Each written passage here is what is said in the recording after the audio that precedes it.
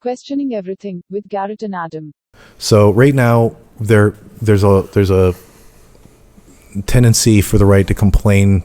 Pepe Le Pew's canceled, the Potato Head's canceled. Well, the potato, it's a gender thing, but that once again, that article is so clickbaity. It's cancel culture. The term cancel culture was created by, as far as I'm aware, by the right, and if it hasn't, then it's certainly been perpetuated by the right. Okay, so how long has it been around then? To describe the left, right? Well, as far as the discussion goes, the discussion's super new. Before the discussion, we have hundreds and hundreds and hundreds of years of the right canceling the left. Now we've got like a year of the left canceling the right, 2 years, 3 years, 5 years, right? So essentially the left have learned from the right how to get together and cancel people, because the Christian right-wing Christian coalition created cancel culture in North America. Like, they patented the formulas on how to bullshit people and round them up and get them opposed to things. Right? Like, there's like lists. That's the mob mentality thing. There's right? like lists of shit that the Christian coalition have tried to cancel. And there's another problem. We would have mass censorship. The fact that the left was a liberal for the last, say, 80 years, the fact that the left was liberal and that is the base people, absolutely most of the people, and they've prevented everything from being banned. They've done their best. We have censorship on TV, but it's reasonable. You have some censorship where it's like, okay, well, you're not allowed to, get like this book by this anti-Semitic guy, but you're still allowed to get Mein Kampf by Hitler, right?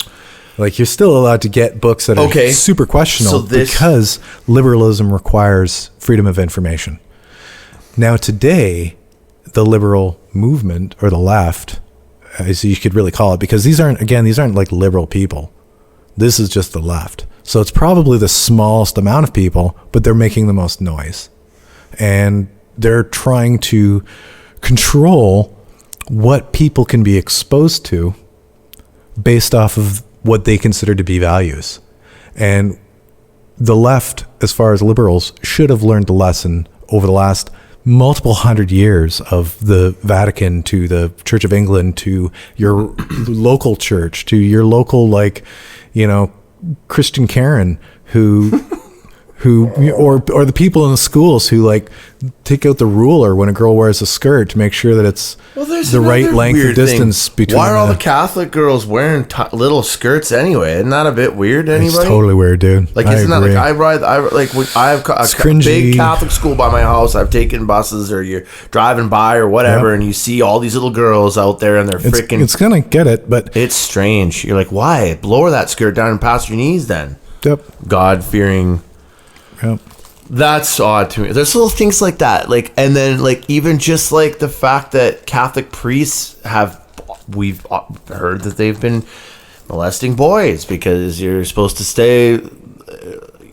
No sex. Mm-hmm. So if there's no sex, then we'll molest little boys. I mean, it's just everything's so backwards and doesn't make sense to me. Yeah, and it's literally fucking up people's lives because of what they think are ideals. Yeah. The religious right is truly the ideologue of the last millennia, for sure. And it's really, since the history of North America, the Christian church has been the ideologue who has enforced their own value system on absolutely everybody else, regardless of what they might think. Yeah, to the point where they'll murder and kill and... Yep. No, yeah, sure. And which brings me back to saying, hey, let's cancel the Bible.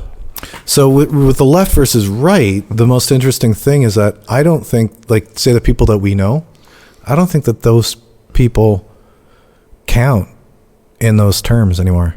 Like they would have, say, if you retrospectively, like, let's just say we go back to the gazebo days. Oh, right? Wow, I remember those. We're all harsh lefties. Yeah, we're all hippies. We're all hippies uptown playing our guitars. Yeah, we're also stupid. We're dumb. Well, no, there's potential there. We're all questioning and reading books, but it's the old inquisitive saying, hippies. If you're not a liberal in your 20s, then you have no heart, and if you're not a conservative in your 30s, then you have no brains.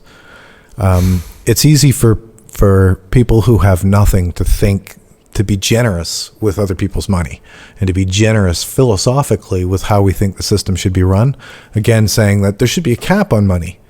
Well, that's easy for you to say because you're now talking about somebody else's money.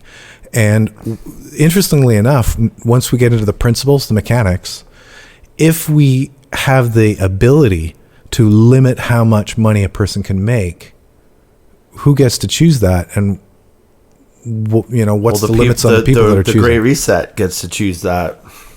You will own nothing, and you will be happy. And you will be happy. Things will be delivered to you by drone. Like, what?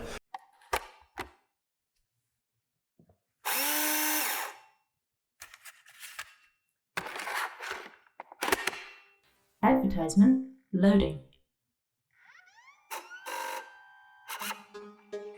Hey guys, don't turn the podcast off because we're just going to talk to you a little bit about Patreon. Yeah.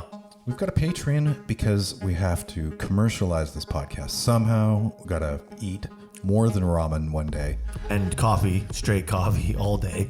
And if you love the content and you want to support the podcast, then why don't you join us on Patreon? And the link is in the description. And you can become a champion. A warrior. Not a warrior, but a... Oh, I screwed that one up. Get up. I'm so fat.